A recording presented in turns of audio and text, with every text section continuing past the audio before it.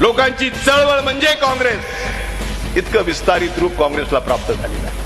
अनेकांनी प्रयत्न केले काँग्रेस संपवायचे, ते संपले, काँग्रेस नाही संपली. हा एवढा प्रचंड इतिहास या काँग्रेसला आहे, त्यागाचा, बलिदानाचा, देशाच्या स्वातंत्र्याच्या लढ्याचा इतिहास आहे. हे काँग्रेस काही अशी कुणाला संपू शकत नाहीये. आणि काँग्रेसने नेहमीच गरिबांचा विचार केला. आज ही काँग्रेस म्हणते काँग्रेस का हात आम आदमी के साथ. ही काँग्रेसची भूमिका आहे. आम आदमी म्हणजे सामान्य माणूस. काँग्रेस का हात केवळ श्रीमंताच्या बरोबर असं नाही म्हटलं काँग्रेसने.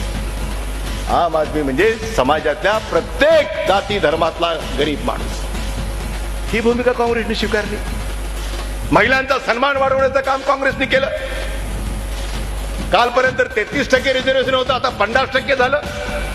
आता 50% आमच्या भगिनी जिल्हा परिषद, नगर परिषद, कॉर्पोरेशन या प्रत्येक ठिकाणी आता जेवढी लोकसंख्या आहे 50% त्या लोकसंख्येच्या प्रमाणात त्यांना मानाचं स्थान प्राप्त करून देण्याचं काम काँग्रेस. काँग्रेस कामाच्या बळावर मतं मागते, आश्वासनाच्या बळावर नाही. बाकीची लोक आश्वासनाच्या बळावर मतं मागू इच्छित आहेत. काँग्रेस विचारावर आणि केलेल्या कामावर आम्ही मतं मागतोय. तुम्हाला उजळ माथ्याने तुमच्या समोर येऊन मतं मागण्याचा नैतिक अधिकार हा आमच्याकडे आहे, काँग्रेसकडे आहे.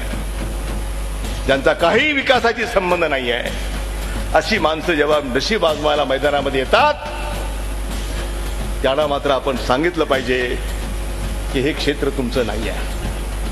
हे त्याला सांगितलं पाहिजे. कोण कुणीतरी उभा राहतो, काहीतरी करत राहतो, मताचं विभाजन कसं होईल, कोणाला कोणाचा कसा फायदा होईल,